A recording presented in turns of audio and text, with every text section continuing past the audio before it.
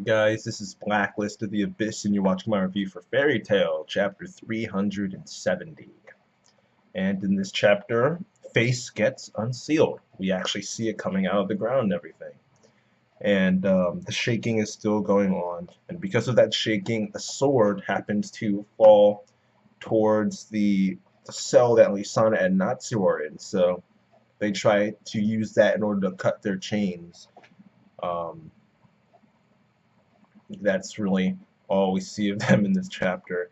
Um, the shaking stops when Kyoka is talking with Fratmoth, and Kyoka tells him to activate Face remotely, but he tells her the only person who can activate it remotely is Crawford, and he's kind of dead, so they have to activate it manually and send someone down there. Um, so yeah, that's what they're aiming to do. The thing we see after this is this girl Amy. She's a member of Kyoka Squad, and she has this tie on, and it says 1/16. I thought that was interesting. Like, she has rabbit ears too, and her coat has like the buttons are like rabbit tails. um, so I thought that was interesting, but her tie saying 1/16, I find that to be really strange, like really random. Like, I'm thinking there's actually a reason behind why her tie says 1/16. Like, maybe there are 15 other people in Kyoka Squad, or maybe there are 15 other demons in general. But I don't think I think there would be more demons than that. I don't know if those people who went after Crawford, the ones who like attacked Urza and Minerva, Mira Jane, were they actual demons, or were they just like, oh, who cares, right? She has a 1/16, and I think there's like 15 people in Kyoka Squad. All right. Um, 15 other people in Kyoga Squad. She's one of the 16 total. Um, and after this, we see Tempesta. He's reborn. And Jackal wakes up as well. He's back now, though I don't really care. I can't exactly take him seriously since he's already lost. I mean, Minerva, she shows up too. She's been reborn as a demon, and I can take her seriously because her loss was completely ridiculous. When it was they no no that was, I don't care what anyone says, it's not a legitimate loss. All right, Minerva was literally not hit a single time, but then she gets hit once and then she loses. Now that's a fairy tale win. That's not a legit loss. It's like a fairy tale loss. It's completely different. Jackal's loss was like a legit loss. All right, he's already lost to Natsu, and yeah, I don't really care anymore unless he gets a power up, in which case I might be able to care a little bit. But actually, the thing that messed Jackal's character up the most is the fact that his plan got ruined by Happy in an afro, and it was turned into comedy.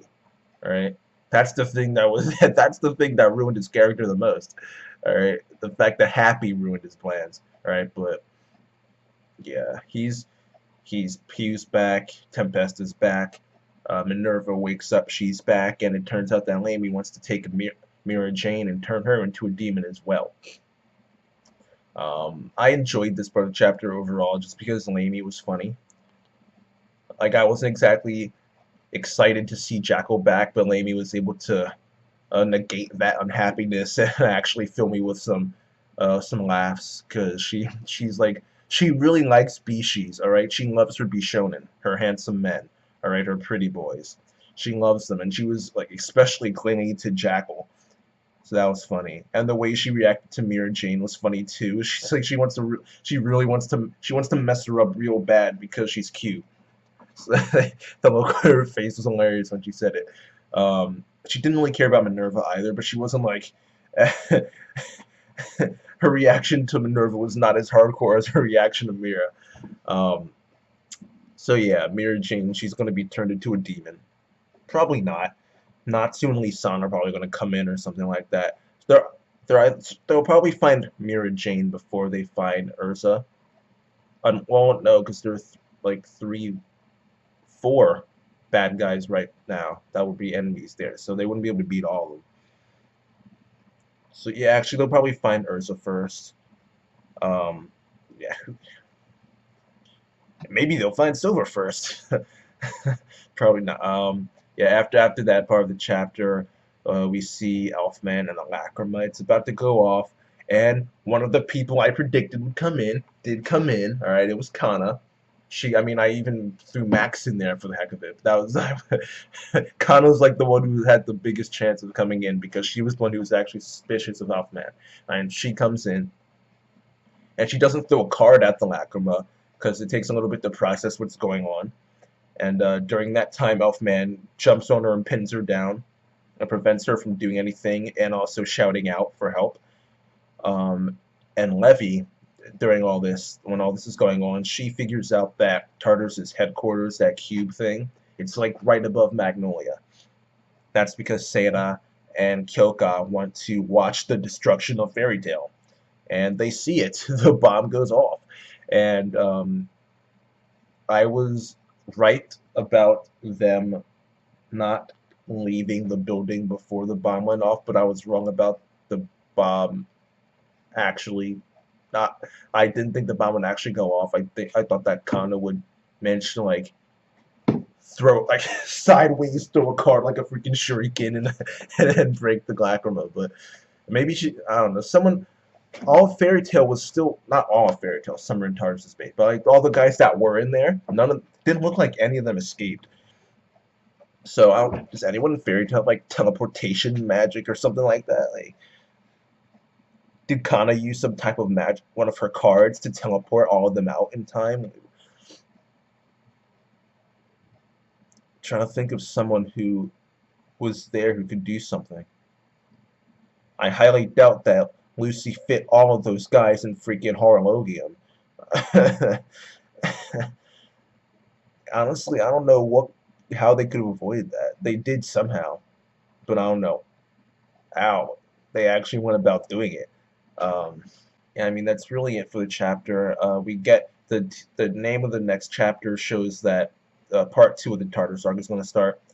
The Song of the Heavenly Dragon. Whether that means an actual dragon or not, who knows? Probably not. Probably the nickname of one of the like Tartarus guys or something like that.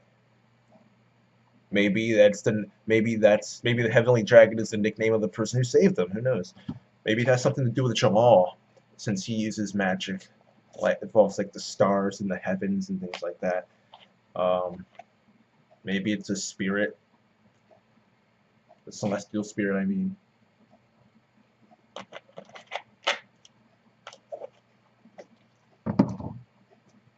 Who knows? Hey, put in the comments if you have an idea of how they actually could have survived that.